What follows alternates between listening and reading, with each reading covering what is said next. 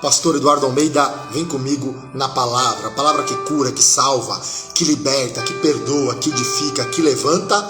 E por causa da palavra, nós estamos de pé.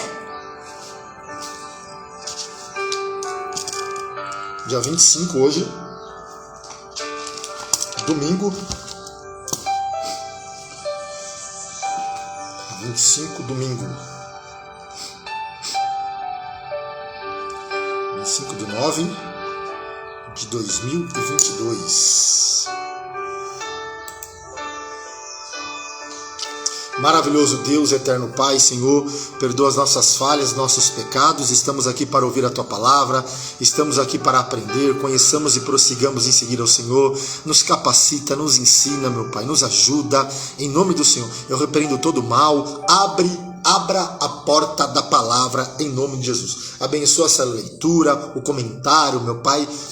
Espírito Santo, traz, meu Pai, à memória aquilo que nós temos aprendido, ouvido, para que almas possam ser edificadas, salvas e o Teu nome venha a ser glorificado. Amém? Que Deus te abençoe. Nós paramos em Gênesis capítulo 4, lemos, ontem 4 e 5. Agora nós vamos ler capítulo número 6.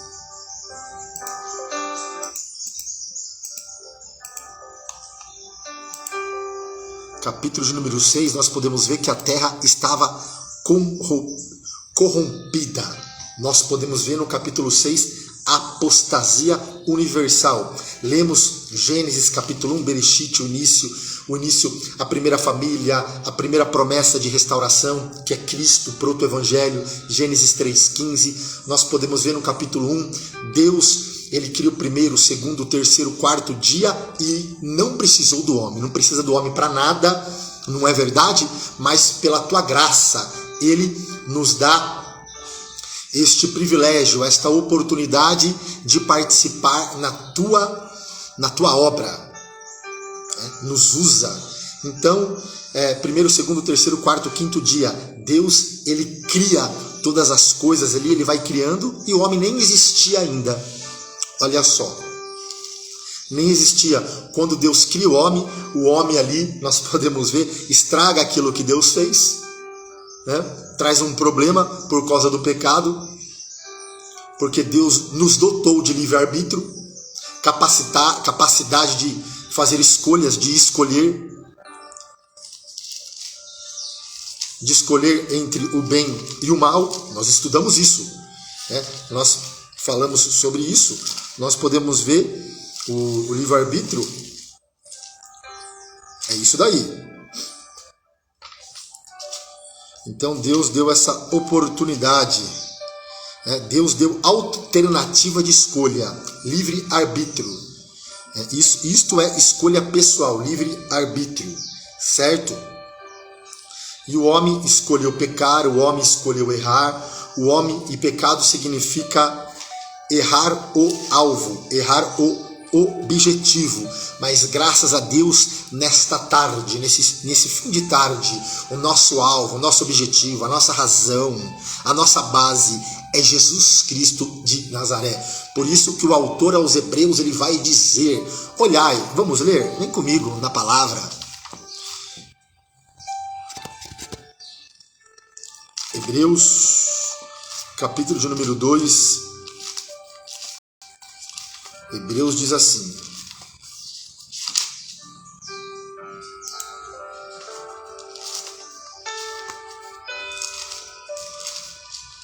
Hebreus, capítulo 12.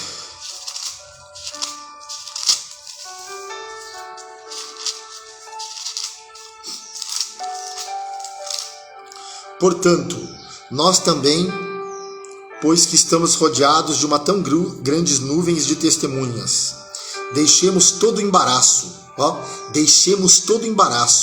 e o pecado que tão de perto nos rodeia, e corramos com paciência a carreira que nos está proposta, olhando para Jesus.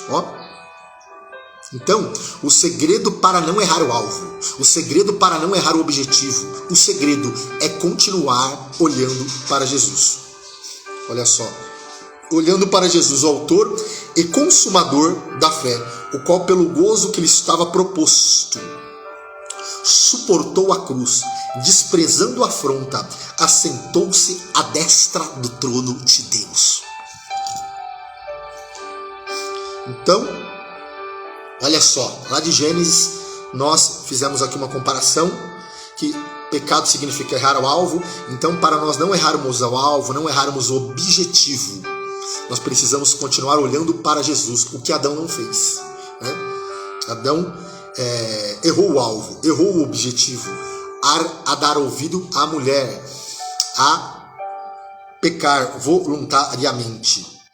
Amém? Então, voltando lá, então nós, falamos da criação, capítulo 3, o pecado entra na terra, o salário do pecado é a morte, por isso que entrou o pecado, entrou a maldição, a terra foi amaldiçoada por causa do homem, tanto que Deus fala assim, a partir de hoje a terra vai produzir espinhos e abrolhos. E é interessante, e é interessante que esses espinhos, eles simbolizam o pecado. Eu vou repetir, os espinhos significa o pecado, simboliza o pecado. E nós podemos ver, quando Cristo, ele começou o seu ministério, né?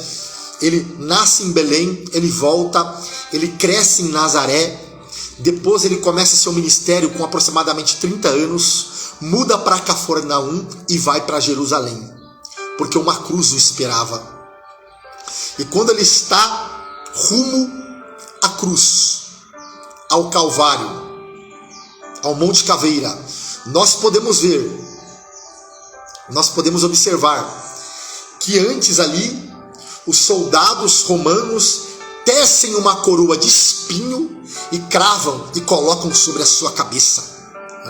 E segundo alguns estudiosos, era uma planta típica ali daquela região, e tinha mais ou menos entre 10 centímetros. E foi colocada na cabeça de Cristo. E isso significa que Cristo, aquela coroa de espinho, o espinho, significa que Cristo estava levando os teus, os meus, os nossos pecados lá na cruz, porque tinha uma dívida a ser paga por causa do pecado. O salário do pecado é a morte. Houve uma dívida, tinha uma dívida, e Jesus pagou essa dívida com preço de sangue, cravando lá na cruz do Calvário a cédula que era contra nós. E hoje nós podemos glorificar, exaltar o nome do Senhor. Gênesis capítulo 6, apostasia universal, a corrupção, e não é diferente dos nossos dias hoje. Por multiplicar a iniquidade, o amor de muitos estão se esfriando. Por multiplicar a maldade, nós podemos ver muitos estão se esfriando, muitos estão se apostatando da fé. Paulo, recebendo uma revelação, inspirado pelo Espírito Santo, ele vai dizer, olha o que ele vai dizer em 2 Timóteo. Se tem uma coisa que faz o povo perecer, amado, é falta de conhecimento. O povo perece na mão dos falsos profetas, o povo perece em meio a essas profetadas, o povo está perecendo. Sabe por quê? Porque não conhece a palavra de Deus. Não conhece. Timóteo, capítulo 4.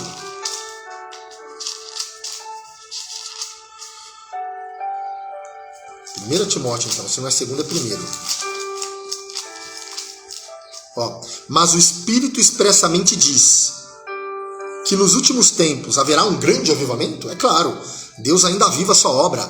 Deus depende de mim, depende de você. Mas o Espírito expressamente diz que nos últimos tempos, nós estamos vivendo nos últimos tempos, apostatarão alguns da fé, dando ouvidos a espíritos enganadores. Tome cuidado, amado. Olha só. E é na igreja que esses espíritos enganadores estão atuando, estão agindo, enganando o povo com profetada, enganando o povo com heresias, enganando o povo com maldição hereditária, enganando o povo com teologia da prosperidade, enganando o povo e doutrina de demônios. Amém? Nós vamos ler a palavra lá. Então, apostasia universal, Gênesis capítulo 6. certo? Então, a história entre Deus e o homem começa no jardim do Éden. Adão tinha um relacionamento pleno com Deus, até o dia em que ele pecara e eles foram expulsos do jardim.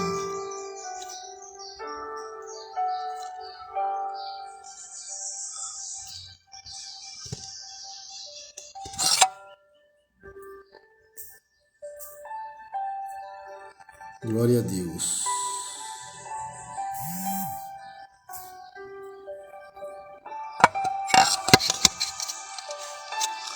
Amém? Então, a história entre Deus e o homem, ela começa no jardim do Éden. Adão tinha um relacionamento pleno com Deus até o dia que ele pecara e eles foram expulsos do jardim. Amém? Estou lá também, me ajude no meu canal Pastor Eduardo Almeida. Canal Pastor Eduardo Almeida. Deixe seu like, compartilhe, nos ajuda a divulgar a palavra de Deus. Amém? Vamos lá. E aconteceu que, como os homens começaram a multiplicar-se sobre a face da terra, e lhe nasceram filhas, e viram os filhos de Deus que as filhas dos homens eram formosas, e tomaram para si mulheres de todas as que escolheram. Aqui também é uma polêmica, né? E viram os filhos de Deus, que as filhas dos homens. Os filhos de Deus aqui é a linhagem de Sete. Alguns falam que é anjo, mas não tem base bíblica para isso. Então disse o Senhor: não contenderá o meu espírito para sempre com o homem, porque ele também é carne, porém os seus dias serão 120 anos. E havia naqueles dias gigantes na terra, e também depois, quando os filhos de Deus entraram, as filhas dos homens, e delas geraram filhos, e estes eram os valentes que houve na antiguidade, os varões de fama. E viu o Senhor que a maldade do homem se multiplicara sobre a terra, e que toda imaginação dos pensamentos do seu coração era só má continuamente. Então arrependeu-se, né? Esse arrependeu-se significa que Deus ele se entristeceu. É porque Deus, a palavra de Deus não volta atrás. Deus não necessita de arrependimento no sentido moral, mas aqui é no sentido de ele se entristeceu. É uma metanoia no grego, que significa tristeza, pesar. Então Deus sentiu tristeza, pesar de haver feito o homem sobre a terra, e pesou-lhe o seu coração. Então, amém? E pesou-lhe o seu coração. Então Deus ele se lamenta aqui por haver feito o homem.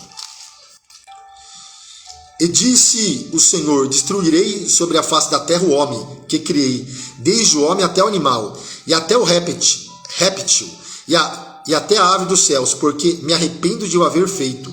Noé, porém, achou graça aos olhos do Senhor. Eu vou repetir. Noé, porém, achou graça nos olhos do Senhor. E como é difícil fazer a diferença. E Noé fazia a diferença.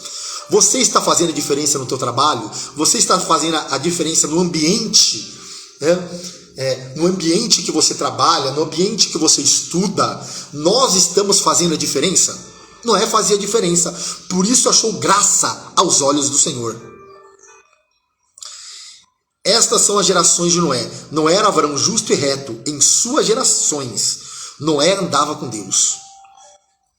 E gerou Noé 3 filhos, Sem, Cã e Jafé. É claro que nós vimos lá que a linhagem de Gênesis 3,15 vai passar por Sem.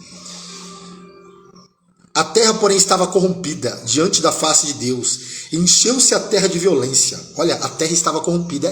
E não é diferente de hoje, amado. A terra está corrompida. O ser humano está corrompido. A gente pode ver aonde a imoralidade sexual é legalizada, é constitucionalizada. A terra, porém, estava corrompida diante da face de Deus. Encheu-se a terra de violência. E viu Deus a terra, e que estava corrompida, porque toda a carne havia corrompido o seu caminho. O caminho do casamento está corrompido. Olha só, o caminho está corrompido, o caminho moral está corrompido. Então disse Deus, olha só, então disse Deus a Noé: o fim de toda a carne é vindo perante a minha face, porque a terra está cheia de violência. Eis que os desfarei com a terra. Faze para ti uma arca de madeira, de gofer. Gopher, e era uma madeira. E segundo essa era uma madeira de qualidade boa. Olha só, uma madeira ali que não resistente. De Gopher. Fará comprimentos na arca e betumarás por dentro e por fora com betume. E desta maneira fará de 300 côvados o comprimento da arca, e de 50 côvados a sua largura, e de 30 côvados a sua altura. Farás na arca uma janela, e de 1 côvado acabarás em cima. E a porta da arca porás ao seu lado. Far-lhe-á andares, baixo, segundo e terceiro. Tinha 3 andares. Porque eis que eu trago um dilúvio de água sobre a terra, para desfazer toda a carne em que há espírito de vida. Debaixo dos céus, tudo que há na terra expirará. Mas contigo estabelecerei o meu pacto, o meu concerto, entrará na arca, tu e os teus filhos, e a tua mulher, e as mulheres de teus filhos contigo, e de tudo que vive, de toda a carne, 2 de cada espécie meterás na arca, para os conservares vivos contigo, macho e fêmea serão.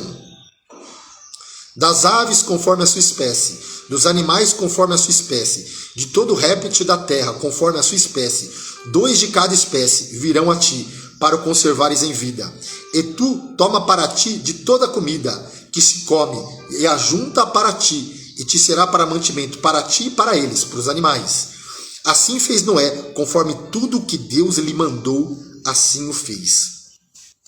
Assim o fez. Olha só. Então, Deus ali deu um projeto para Noé. E Noé fez pelo projeto. Noé fez como estava no projeto. Como Deus lhe havia entregado o projeto. Ó, que lindo isso. Então, Noé fez como Deus mandou ele fazer. Pediu para ele fazer. Então, nós temos que fazer como ele mandou fazer. Amém? Madeira de Gopher, ó. Nem incha e nem murcha. Vai lá, nem incha e nem murcha. Assim é o cristão. Não pode inchar e nem murchar. Então Noé fazia a diferença. Certo? Então nós podemos ver o projeto de Deus aqui. Deus deu o projeto para Noé. E a arca era simples. Para muitas pessoas da época ali parecia loucura. Noé construiu uma arca daquela forma, daquele jeito. Isso aí é loucura. Mas a palavra de Deus fala que o evangelho é loucura para os que perecem. Mas para nós que somos salvos, é o poder de Deus. Eu vou repetir. É o poder de Deus. A arca era simples, mas tinha capacidade e condições de salvar. O evangelho é simples, mas tem poder para salvar o pecador, tem poder para salvar o criminoso, tem poder, é poder de Deus que salva a prostituta. Jesus falou para aquela mulher adúltera, ó, ela pecou, ela errou, levaram uma mulher que foi pega em adultério para Jesus, lá em João, que Jesus fala, cadê aqueles que estavam aqui te condenando? Mas eu nem te condeno, porém, vai e não peque mais, porém, viva uma vida de santidade, porém, mude de vida. Olha só, vai e não peque mais. Vai e não peque mais. Certo? Então, Noé fez a diferença. Capítulo 6. Vamos parar aqui. Glória a Deus. Vamos lá. Capítulo 6 de Gênesis. Paramos aqui. Certo?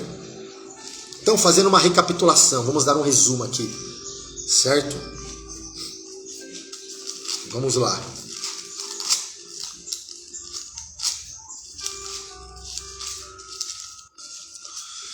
Então, bibliologia. Vamos dar um resumo aqui, eu quero fazer um comentário, né? A Bíblia, já como nós estamos lendo a Bíblia e fazendo alguns comentários, abri um parênteses aqui. Falar um pouco sobre bibliologia. É uma das matérias da teologia sistemática. A Bíblia, ela é inspirada, ela é infalível e é inerrante palavra de Deus. Inspirada, infalível e inerrante palavra de Deus. Amém? A Bíblia tem ao todo 66 livros. Olha só. 66 livros. Amém? Novo Testamento, Velho Testamento. Glória a Deus. E Bíblia significa coleção de livros.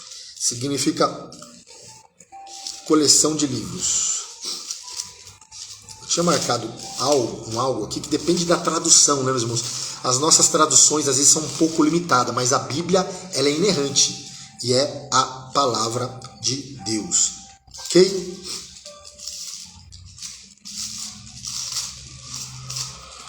Então, no capítulo 1, Gênesis apresenta Jesus Cristo, nosso Criador, como a semente da mulher, certo?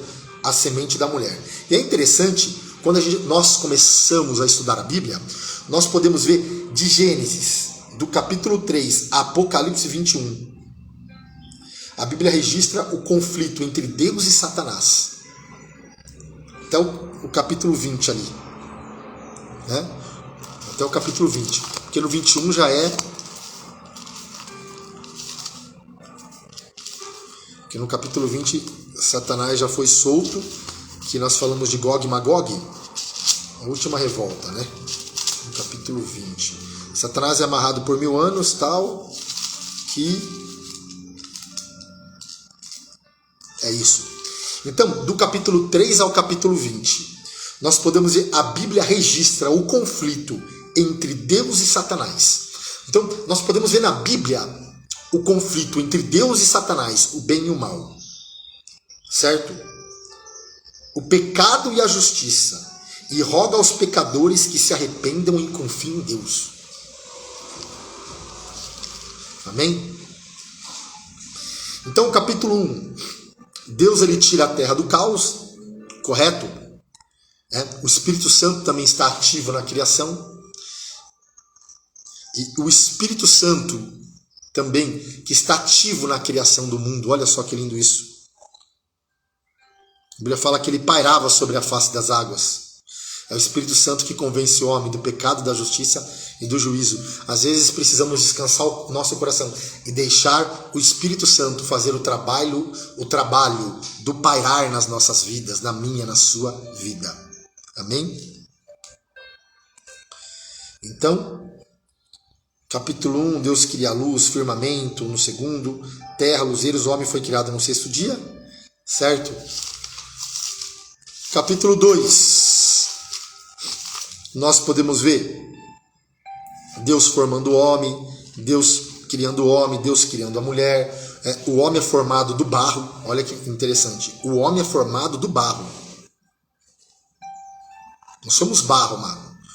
O vaso pode ter forma, pode ter tesouro, mas a essência dele é barro. A essência é barro, ok? A essência é barro. Você pegou aí, né? Nós pegamos, né? A essência é barro. Então não temos que nos gloriar, a não ser na cruz de Cristo. Eu vou repetir. A essência é barro, não temos que nos gloriar, porque a essência é a cruz de Cristo. Ok? Capítulo 3, o pecado entra no mundo. Capítulo 4, nós podemos ver já a degradação humana. O primeiro homicídio. E Caim foi tão sem educação que Deus fala assim: cadê teu irmão, Caim? Ele fala: sou eu, porém, guardador do meu irmão? Claro que ele é guardador.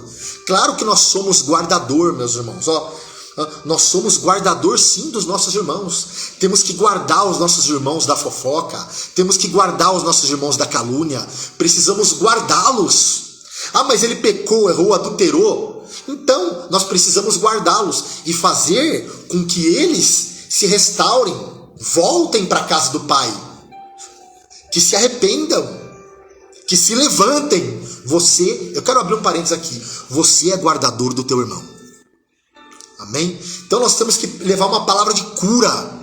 Mas hoje a terra está tão corrompida, o ser humano está tão corrompido, que em vez de guardar o irmão, posta na internet, fica com fofoca, fica com diz que me disse. Guarda o teu irmão. Amém? Capítulo 5, a genealogia de Sete, né? A linhagem de Gênesis 3,15 passa por Sete. E Sete significa, olha só,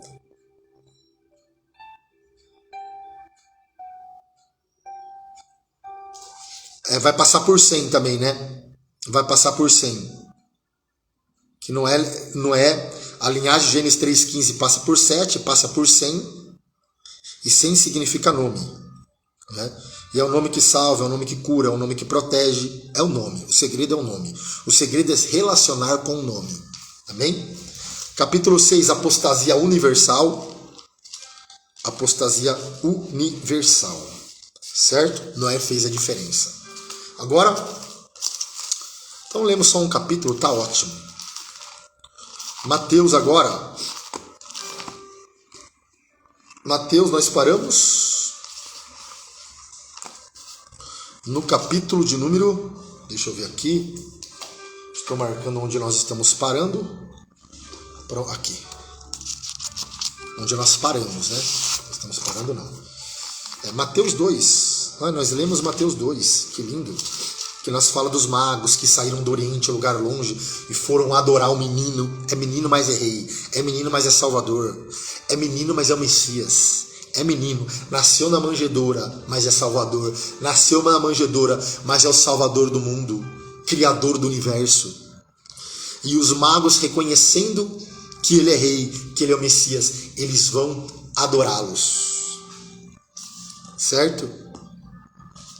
E a Bíblia vai dizer: e chegou e habitou numa cidade chamada Nazaré, para que se cumprisse o que fora dito pelos profetas, e ele será chamado Nazareno. O Nazareno quer mudar a tua vida. O Nazareno quer mudar a tua história. O Nazareno te dá a oportunidade de recomeçar, de se levantar, que nem aquele filho pródigo que diz assim, voltarei para a casa do Pai, porque é na casa do Pai que as promessas vão se cumprir, é na casa do Pai que tem crescimento, é na casa do Pai que as coisas vão acontecer na minha, na sua e na nossa vida, porque o Nazareno está trabalhando na nossa vida, na casa do Pai. Glória a Deus.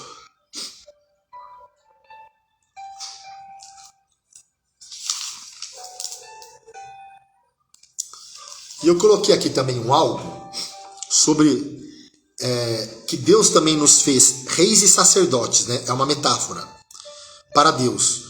E os presentes do mago, ouro, incenso e mirra. Ouro significa que ele é rei. Então, e o ministério de rei, ele é rei, da linhagem real, rei também. Quer dizer, você é da linhagem real, certo? E Êxodo 19, 5, 6 fala: e vós me serei reino sacerdotal, povo santo. Deus chama a nação de Israel para ser um povo adquirido, nação e um reino sacerdotal. Eles eram um reino e deveriam ter sacerdotes e profetas. Os 3 ofícios de Israel, qual eram os 3 ofícios de Israel? Ofício profético, sacerdotal e real. Olha só. Israel falha pela incredulidade. Israel falha pela idolatria. Israel falhou. Então vem Jesus. Como Israel falhou nos 3 ofícios, ofício real, ofício profético e ofício, claro que Deus levantava profetas, mas de uma forma geral falhou. E no ofício sacerdotal se corromperam, os profetas se corromperam, os sacerdotes se corromperam, os reis se corromperam. Então Israel falhou pela incredulidade. Então vem Jesus e cumpre os 3 ofícios. Ele é rei dos reis, 19:6 fala Apocalipse. Ele é o sumo sacerdote, segundo uma ordem superior de Arão, segundo a ordem de Melquisedeque, Hebreus 4, 14 e 16. Ele é profeta anunciado por Moisés, e é o profeta que vai ser ferido, o homem de dores, profetizado por Isaías 53, e pelas suas feridas nós fomos sarados. Estamos aqui nessa noite pregando que Jesus cura, Jesus salva e batiza com o Espírito Santo. Então, essas lives que nós vamos estar gravando no decorrer dos dias, vai ser assim, que Deus colocou no meu coração, vai ser desse naipe, vai ser desse estilo, amém? Nós vamos lendo a Bíblia, nós vamos fazendo alguns comentários, Deus vai dando graça e vai nos edificando. Mas quando ele sobe a súbito ao céu, e envia o Espírito Santo, que ele fala ficar em Jerusalém, e através do seu sangue, olha só, ele nos resgatou, e através do seu sangue nasce a igreja, ele compra a igreja, também carregamos 3 ofícios. Pedro capítulo 2:9 fala que nós somos uma geração eleita, um sacerdócio real. Então, qual é o ofício profético da igreja? Anunciar aquele que nos tirou das trevas para a sua maravilhosa luz. O que Israel não cumpriu, Cristo cumpriu e deixou estabelecido para a igreja. Então, seja um reino de sacerdotes e uma voz profética neste mundo corrompido por trevas. Então a igreja agora cumpre esses ofícios. O ofício profético está na igreja. Olha que lindo.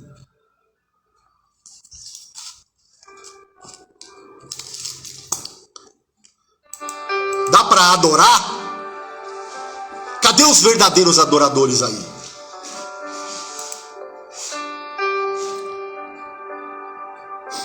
Você é da linhagem real. Aleluia. Aí aparece João Batista quebrando o silêncio profético. 400 anos, período interbíblico. Deus não levantou nenhum profeta por causa da idolatria, por causa da incredulidade de Israel. Aí vem João Batista. E naqueles dias apareceu João Batista pregando no deserto da Judéia e dizendo: arrependei-vos, porque é chegado o reino de Deus. Porque este é o anunciado pelo profeta Isaías, que diz: voz do que clama no deserto, preparai o caminho do Senhor, endireitai as suas veredas. E este João tinha sua veste de pelos de camelo e um cinto de couro em torno de seus lombos, e alimentava-se de gafanhotos de mel silvestre. Então ia ter com ele Jerusalém, e toda a Judéia, e toda a província adjacente ao Jordão. E eram por eles batizados no rio Jordão, confessando os seus pecados. Olha só. E vendo ele muito dos fariseus e dos saduceus que vinham ao seu batismo, dizia-lhe... Cadê minha água aqui? E diziam-lhe... E eram por ele batizados no rio Jordão, confessando seus pecados. E vendo ele muito dos fariseus e dos saduceus que vinham ao seu batismo, dizia-lhe: raça de víboras, quem vos ensinou a fugir da ira futura? Produzi, pois, frutos dignos de arrependimento, e não presumais de vós mesmo, dizendo: temos por pai Abraão, pois que eu vos digo que, mesmo destas pedras, Deus pode suscitar filhos de Abraão. Também agora está posto o machado, a raiz das árvores. Toda árvore, pois, que não produz bom fruto, é cortada e lançada no fogo. E eu, em verdade, vos batizo com água, para o arrependimento, mas aquele que vem após mim é mais poderoso do que eu. Não sou digno de levar as suas sandálias ou alparcas. Ele vos batizará com o Espírito Santo e com fogo. Eu vou ler esse versículo aqui, é lindo, Eu, em verdade, vos batizo com água para o arrependimento, mas aquele que vem após mim é mais poderoso do que eu, e não sou digno de levar a sua sandália. Ele vos batizará com o Espírito Santo e com fogo. E em sua mão tem a pá, ele limpará a sua ira, e recolherá no celeiro o seu trigo. E recolherá no celeiro o seu trigo, e queimará a palha com fogo, que nunca se apagará. Aqui nós podemos ver o juízo, né? Ele usa uma metáfora, mas é o juízo, um fogo que nunca se apagará. Certo? O batismo de Jesus. Então veio Jesus da Galileia ter com João, junto do Jordão, para ser batizado por ele. Mas João opunha-se-lhe, dizendo: eu careço de ser batizado por ti, e vem tu a mim? Jesus, porém, respondendo, disse-lhe: deixa por agora, porque assim nos convém cumprir toda a justiça. Então ele o permitiu. E sendo Jesus batizado, saiu logo da água, e eis que se lhe abriram os céus. E viu o Espírito de Deus descendo como pomba e vindo sobre ele. E eis que uma voz do céu que dizia: este é meu filho amado, em quem eu me comprazo. Olha só, o batismo de Jesus, nós podemos ver aqui, né? Contra os unicistas que não crêem na Trindade, não crêem que o nosso Deus subsiste em 3 pessoas, Pai, Filho e Espírito Santo. Aqui nós podemos ver, né, uma clara evidência das 3 pessoas da Trindade, Pai, Filho e Espírito Santo. O Pai no céu falando, né? O Espírito Santo descendo e Jesus. Olha só. Então no culto tem que ter isso, amado. Em um culto tem que ter isso. Céu aberto. O Espírito Santo descendo, né?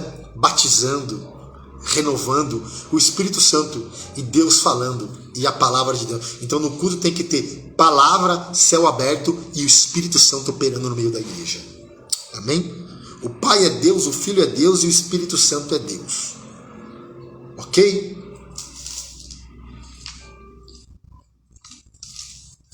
Então nós vamos ficando por aqui.